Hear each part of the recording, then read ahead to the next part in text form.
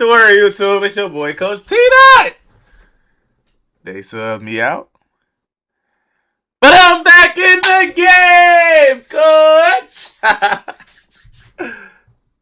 I'm back with some heat for y'all boys, man. So check it out, chat. We finna get right into this thing today, baby. So today we're going to be reacting to NBA legends explain why the 1986 Boston Celtics could be the best team ever. Blood. Y'all already know, man. I don't even know why y'all even made that the title, folks.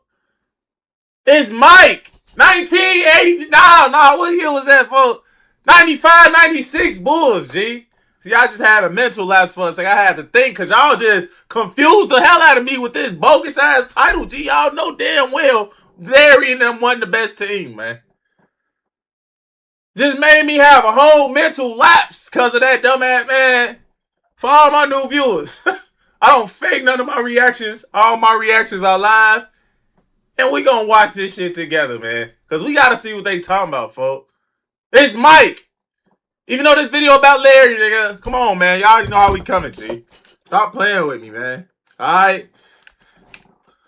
Without further ado. Nigga, it's Big Larry. The Lakers are winning it. 3 in 6 years. LA comes to Boston and wins the world title. I don't think that we ever felt like we're just going to win by showing up. Hey, make sure y'all smash that like button. Let's do it.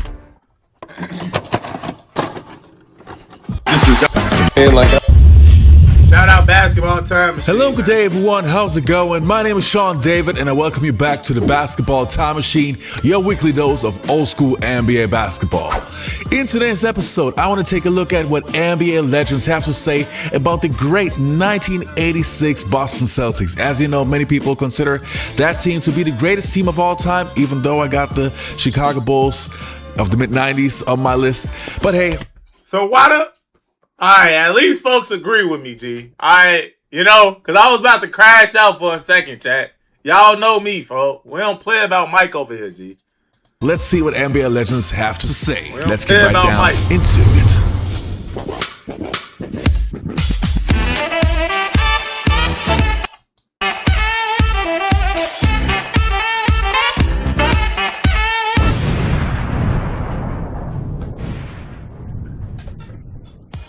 Now the first clip that I want to take a look at is Larry Bird talking about comparisons between the 86 Boston Celtics and the 2008 Boston Celtics with Ray Allen, Kevin Garnett, and so on. Let's hear what Larry has to say. I know their defense was excellent. I think they won the championship because of their defense. I know Paul Pierce is a very, very good player. And Ray Allen's always been one of my favorites because he shoots the ball extremely well and he knows how to play. Then they got Kevin Garnett. Then they got a lot of role players that filled their role. I don't know how we would have competed against him, but obviously with the teams that we had, 84 and 86, I thought in 84 we got lucky and came back and beat you guys. But in 86 was a team that I thought was our best team in Boston. And, hey, hold on, folks. Was that team even better than the 2008 Celtics? Now that I'm really thinking about it, folks, them old Boston teams wasn't even better than that 08 Celtics squad, G. Let's really think about it. Rondo versus Dennis Johnson. I'm taking Rondo. Nigga, Ray Allen versus Danny Ainge. I'm taking Ray Allen. Jesus Shuttlesworth. Paul Pierce and Larry, they gonna cancel each other out, folks. They gonna cancel each other out. I don't care how much y'all talk crazy about Paul Pierce. Paul Pierce was a goon, folks. And he wasn't gonna just back down to Larry. Larry probably would have gave his ass buckets, but Paul Pierce would have gave Larry buckets on the other end too. So they would have canceled each other out, folks. Then you got KG versus Kevin McHale. Oh man. We already know how that's gonna end, folks. Kevin McHale, you better kiss your little wishes goodbye, folks. Cause that matchup is cooked. And then you got Kendrick Perkins versus Robert Parrish, man. And it's a young Kendrick Perkins. I'm not talking about OKC Kendrick Perkins, old as hell. Man, this is young Kendrick, man. I'm taking 08 Celtics, for I don't care what y'all Would say. take that team to challenge. Larry, an over-the-head pass. Now to McHale for two. It's one of the best passing teams in NBA history. There's a great thing on YouTube somebody put out there. It's about a 5-minute thing just showing all the phenomenal passing exchanges that went on during that year. Bird is obviously involved in a lot of them, but everybody is. Well, we came to play. We came to win. It's been that way for a long time. Parrish with a great pass from McHale. You know, ever since Larry Bird's come to Boston, they've all become good passers. Well, it probably starts when your best player, when a guy like Bird will give the ball up to whoever's open and make such good decisions with the ball. It just kind of carries over. Larry off to Walt. Good! And a foul is called. All right. The sideline. And Larry in the middle. Off to Parrish. Keeping it alive for the Celtics. Walton look away to Bird. Behind the back, Wedman. We just had a lot of guys that played unselfishly, that had good vision. They just knew, we had a group of guys just knew how to play and hit the open guy. Nice feed. Everybody played off each other. Everybody could pass. Everybody moved. We had great spacing. We just had an entire group of guys that understood spacing and movement. And, if we're coming down, and if I see you cut, I just wait, I back up, I may cut on top of you after you cut through. So much stuff that just instinctive that you've played your whole life that is not built into a play. Like most of the plays we had sets that kind of give us some organization, but most of the beautiful stuff you saw was just, I saw my guy turn his head, so you make a cut. All of a sudden Larry's guy had to pick me up, Larry makes another cut off it, wide open shot. And it was just a lot of impromptu stuff with a bunch of guys that really knew how to play. I mean, do you think Red and the Celtics, all the stories we hear about Boston Garden and the ghosts and the gremlins, how true is this? Y'all mentioned a little bit before. Well, no air conditioning, so that was a negative on that.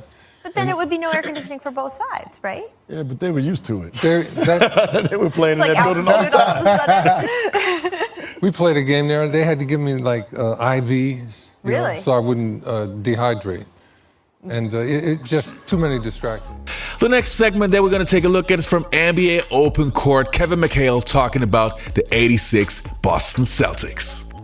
I think the best for me was just the moment that the horn sounded in '86 when the season was over, for just how we had played from Christmas on. The team got together. Everybody said, okay, look, man, we're dedicated. We lost a Christmas game, a double overtime game to New York, played really poorly, had every chance to win that game. And afterward, everybody got together and said, man, we got to play better than this. I mean, we've been to the finals now 3 straight years. That would have been our 3rd straight year going to the finals, been the finals 2 straight years. This is our best team we've had together. And we all got together and, I remember Bill Walton, of course, Bill says, we're not going to drink until we win the championship. So I looked at Bill and I said, we're planning on winning it this year. So Bill said, well, of course, So everybody quit drinking and we all got together. And from that point on, I think we were like 60-10.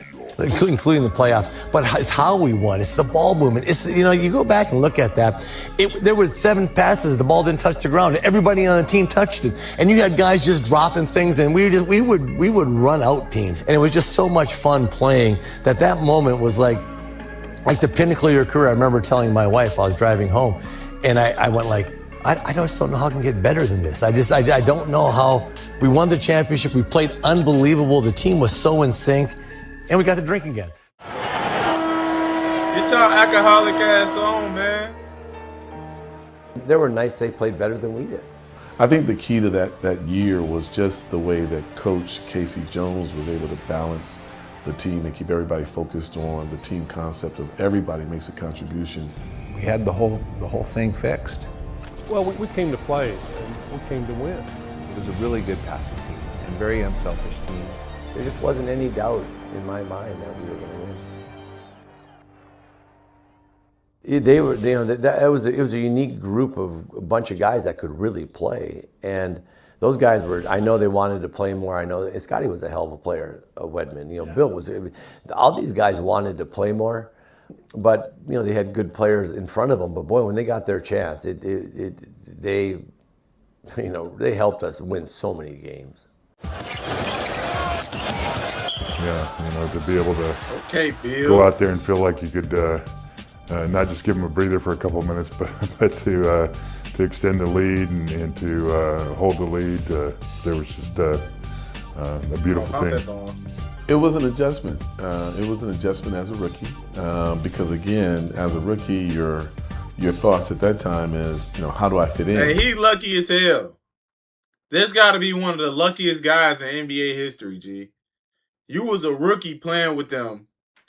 You won you a ring, folks. And nobody probably ain't never heard of you ever since after that, folks. Larry and them saved you, G. You one lucky fella, man. Who is this, Sam Vincent? You lucky as hell, gang. You got you a free ring, folks. And I'm pretty sure you ain't played no minutes on that team, G. I don't even feel like going to look at your highlights or no stats or nothing, G, because I already know you probably wasn't on nothing. We don't know who is this. This is a random guy, folks. This nigga look like he sell car insurance for a living now, folks. How do I get into the rotation? How do I get some minutes? How do I make a contribution? How do I have some sort of impact? One of the qualities of a really good team is that you have guys that are ready to play, and boy, when they got their opportunity, they really shined. Now, like I said, there was many nights that those guys played great. Me and Scotty competed every day in practice against one another, and there's a lot of days where he played a lot better than me. But it's always good to have a guy that can come in and score points in bunches. There were nights that they came in and Scotty Webman got on fire, Bill was working it, Seaston was hitting shots. Jerry was great. The 2 years we had Jerry, especially in '86, Jerry shot like 56% from the field. He's a dead-eye shooter. He's the one kid that we could get up and put pressure full court on other point guards. Isaiah hated to play against him, so it was great for me to see it. And he was scrappy. Jerry was a good little player, yes. All those guys, they came in, there were nights that they actually played at a higher level than we did. And that really got us ready to go again. And you'd sit on the bench and they'd go out there and it made you a better player and it made you a way better team. So they bench. It is a huge advantage, and we didn't go deep into the bench, like our Celtics teams of today, but because Larry and Kevin and Robert and DJ and myself, we all played 36 plus minutes. For the most part, our battles were in the practices.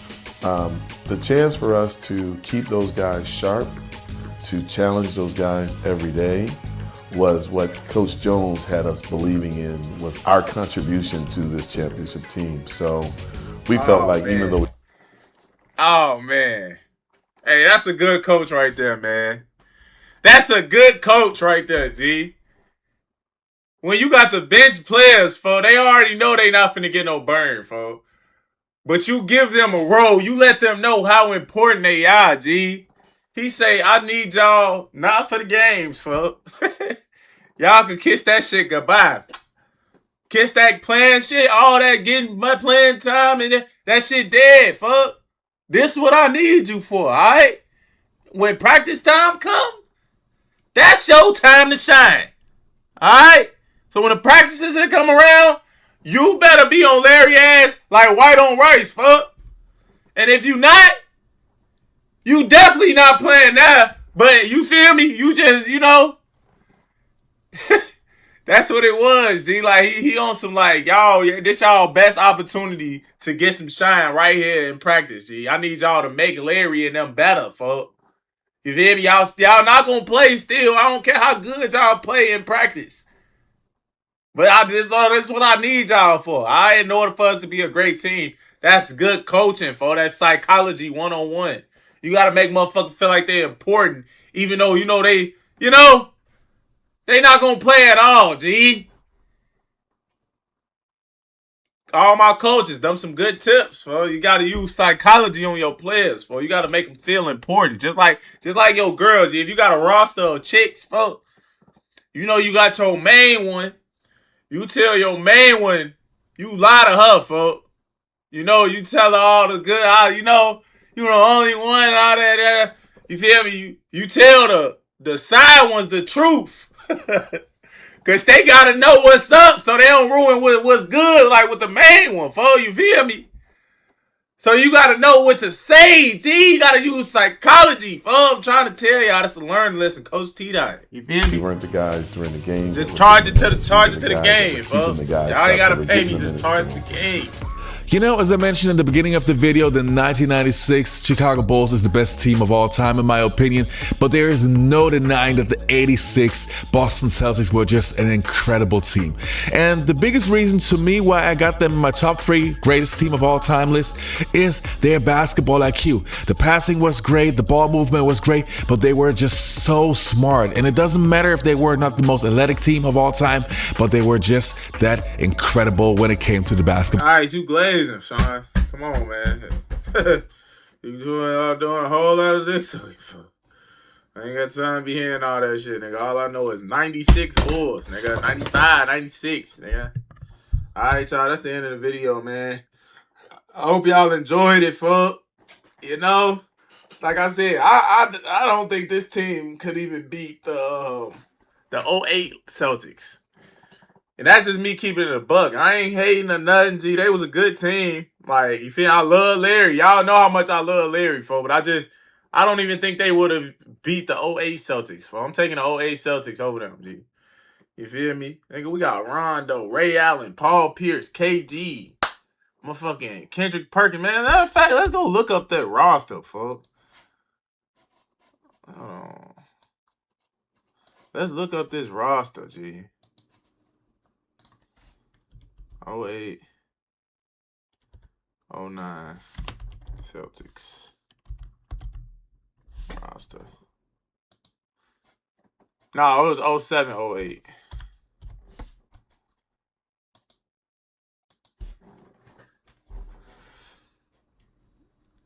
Ray Allen, Tony Allen, PJ Brown, Sam Cassell, Big Baby Davis, KZ, Eddie House, Kendrick Perkins, Paul Pierce, Scott, I don't know who that is. James Posey, Leon Poe, Gabe Pruitt, Rajon Rondo, Brian Scalabrine. Like, this team was OD.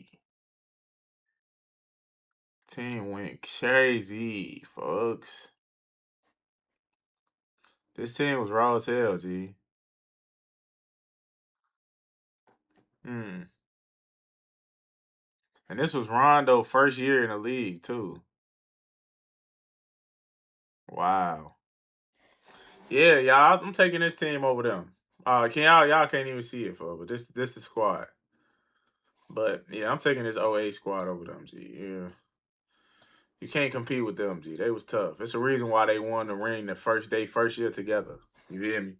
But look, man, that's the end of the video. I hope y'all enjoyed it, man. Make sure y'all like, comment, subscribe to the channel if you're new. It's your boy, Coach TDOT. I'm up out of here. I love y'all.